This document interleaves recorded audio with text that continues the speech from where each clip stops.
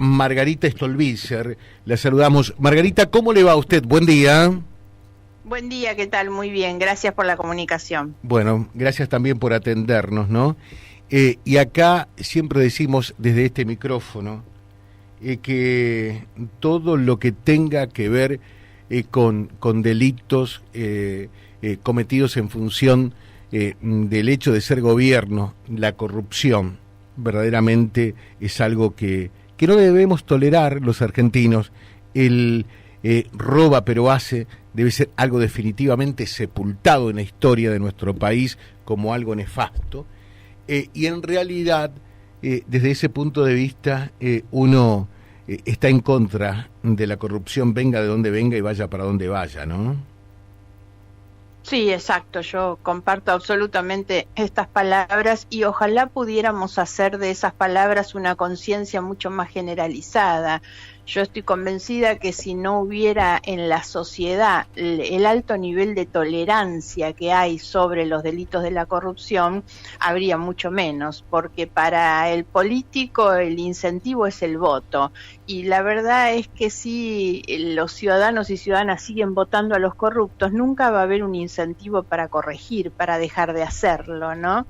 Y lamentablemente eso es lo que tenemos hoy, con una política muy degradada, porque esto también se relaciona con hoy los liderazgos de la política muy devaluados porque han fracasado en la resolución de los problemas de la gente. La gente está muy preocupada con sus angustias, sus incertidumbres, sus problemáticas de todos los días, y entonces, bueno, me parece que hay cada vez una mirada de mayor distancia, o que en realidad hay una brecha y una distancia cada vez más grande entre la representación política y la ciudadanía. Uh-huh. Digo esto también porque en realidad ahora con este personaje que está en la oficina anticorrupción, que sale a decir que no tiene personal para diligenciar acciones, la mayoría de las cuales van eventualmente hacia exfuncionarios kirchneristas, y usted sale a cruzar a Laura Alonso, que fue la primera en manifestarse y decir: Laura, vos no hiciste nada tampoco con respecto al gobierno de Macri. O sea que aquí nadie puede lavarse las manos, ¿no? Sí, yo no salí a cruzar a Laura Alonso, lo que dije, porque me parece que hay que contextualizar un poco lo que hace el titular de la Oficina Anticorrupción, porque no creo que el hombre sea él el único responsable ni que esté tomando una decisión aislada. Primero que nada, porque la decisión del titular de la Oficina Anticorrupción va en la línea de la estrategia que ha trazado el gobierno nacional. Si el propio presidente de la Nación dice que las causas judiciales se inventaron, se armaron, que no hay elementos, si la propia vicepresidenta es la que corre a los jueces que la están investigando, ¿y qué va a hacer el titular de la Oficina Anticorrupción, que es, si se quiere, un funcionario menor? Obedece a esa estrategia general. Yo no sé si le han sacado personal o no, pero lo cierto es que el gobierno, el Poder Ejecutivo, construye un camino de impunidad, dentro del cual la OA decide retirarse de las causas donde era querellante. De todos modos, lo importante es saber que las causas deben continuar igual, porque las causas no dependen de la Oficina Anticorrupción, sino de que realmente tengamos una justicia independiente que haga lo que hay que hacer. Uh-huh. Y la segunda cuestión, como aclaración o como contexto, es que tampoco es descolgado lo que hace Kroes, porque la Oficina Anticorrupción perdió su independencia durante el gobierno anterior. El expresidente Macri dictó un decreto de necesidad y urgencia para modificar una ley que le permitiera designar a una persona que no tenía título de abogado, que era lo que la ley exigía. Y de esa manera designó a una persona de su más estrecha vinculación con él y con su partido, y lo que hizo Laura Alonso fue que nunca inició una causa contra los funcionarios de su gobierno, y lo dijo explícitamente. Entonces Kroes también sigue un poco en esa línea: no voy a perseguir, no voy a investigar a ninguno de los funcionarios de mi gobierno. La pérdida de la independencia de la oficina fue realmente un retroceso muy pero muy grande durante el último gobierno. Y lo sigue ahora, obviamente, ¿no? Entonces uno se pregunta... Ahora peor, claro, cada vez es peor, porque la degradación, digamos, el retroceso, cada vez es más grande, como pasa en general con las instituciones. Yo creo que el Macri perdió 4 años en los que debió haber dado una vuelta de página realmente con muchas cosas, haber fortalecido las instituciones, haber cambiado la ley de ética pública, y bueno, todo eso no se hizo, y ahora estamos viendo las consecuencias, porque además de no haber cumplido con todo lo que debía cumplir Macri, nos dejó al kirchnerismo de nuevo. Entonces, el retroceso también en términos políticos y electorales. Algunos lo que fundamentalmente le reprochan es eso, ¿no? Que por allí Claro. los desaciertos de Macri hayan permitido que el kirchnerismo vuelva al poder. Exactamente, yo por lo menos es el mayor reproche que hago, más allá del el desastre que fue la gestión en términos económicos, en muchas otras cuestiones. Lo cierto es que solamente con un gobierno tan malo podía volverse al kirchnerismo, que se había ido muy mal del gobierno en diciembre del 2015, recordemos eso, ¿no?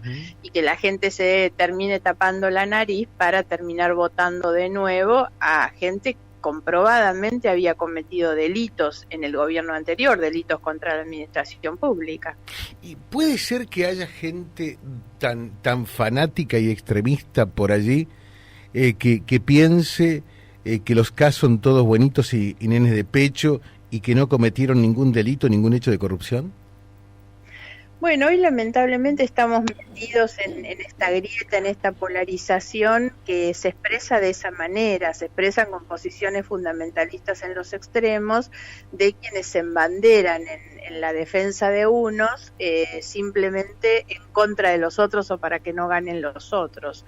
Y eso es muy malo, esos fanatismos que no reconocen, digamos, que hay buenos y malos de todos lados, ¿no? Pero lamentablemente, como dije al comienzo, la degradación de la política en general es muy mala.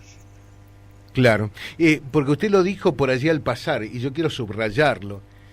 La corrupción es mala, pero lo que es claramente malísimo es la impunidad. Porque hechos de corrupción por Exacto. allí, hechos de corrupción por allí o en más o en menos hay en todo el mundo. Uno puede mirar como espejo España, pero cuando lo agarran, ¿eh? Sí. Pero tomemos un ejemplo más cercano, la causa Odebrecht. Claro. La causa Odebrecht, que es el pago de coimas muy, muy grandes en los países de América Latina, en otros países terminó costándole el cargo a presidentes, a legisladores, con muchos presos e incluso uno que se suicidó.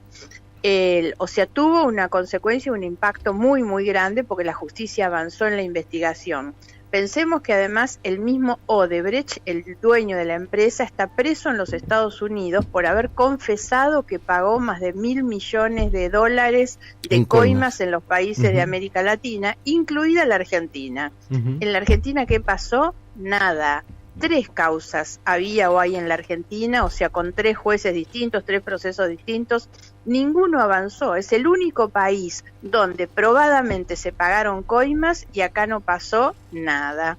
Y ahora tenemos, bueno, la otra causa, que es una causa muy importante en nuestro país, que es la causa llamada de los cuadernos. Yo le llamo la causa de los arrepentidos, en realidad, porque la prueba más importante es la que los propios involucrados dieron con su testimonio, con su confesión en realidad, y justamente lo que se quiere desbaratar ahora es esa causa. Nosotros estamos frente a un acontecimiento tan escandaloso como inédito, que es que la propia funcionaria que está siendo investigada es la que promueve la remoción de los jueces que la investigan. Hay que entender que esto es un episodio imposible de verlo, de encontrarlo en ningún país del mundo, en ningún momento de la historia, ¿no? Es algo realmente increíble. Esto, Luíser, 2 últimas consultas, pero me parecen valiosas. La primera de ellas, después de haber investigado, porque bueno, claramente su inclinación, y está bueno que así sea, es ir por los delitos de corrupción, los delitos que cometen funcionarios cuando están precisamente en función de gobierno, porque en definitiva le cuesta al país mucho. Hablaba días atrás con algún familiar de 11 y donde claramente queda de manifiesto que, claro, que la corrupción mata ¿Qué siente? Mata, exactamente. ¿Qué siente? ¿Hastío? ¿Resignación a esta altura? ¿Qué es lo que siente usted?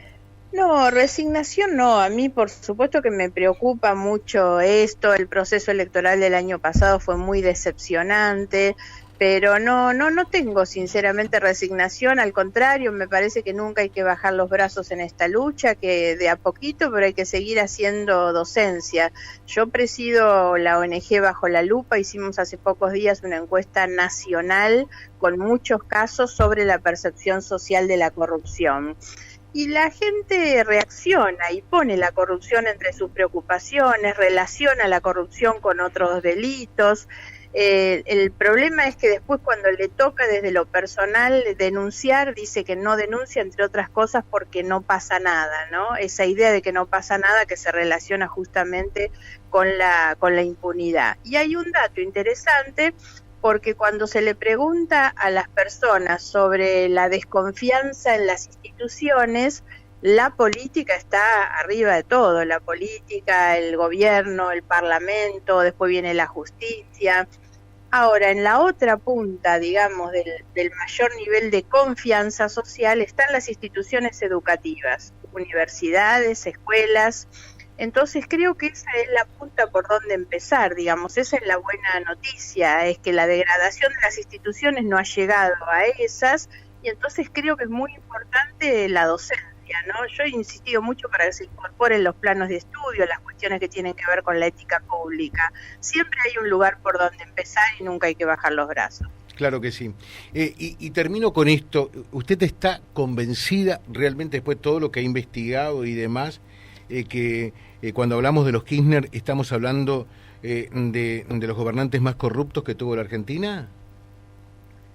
Bueno, yo digamos no puedo poner esa calificación así con ese valor si son los más. Lo que sí digo sin ninguna duda, claro, es que se han cometido muchos delitos, pero esto ya no es una convicción mía. En todos los procesos hubo confirmaciones en dobles y triples instancias. Lo dijeron los jueces, lo dijeron los camaristas federales, lo dijo la Cámara de Casación. Tienen muchos procesamientos encima de todos los fiscales y los jueces que entendieron que esos delitos habían existido. Por eso las causas han progresado y están procesados en esas causas. Entonces, ya no es una convicción solamente mía. Las pruebas, los elementos son sumamente contundentes. Le dejo un saludo, Margarita Stolbizer. Gracias por atendernos. Que tenga un buen día. Gracias a ustedes por el llamado. Hasta pronto. Muchas gracias.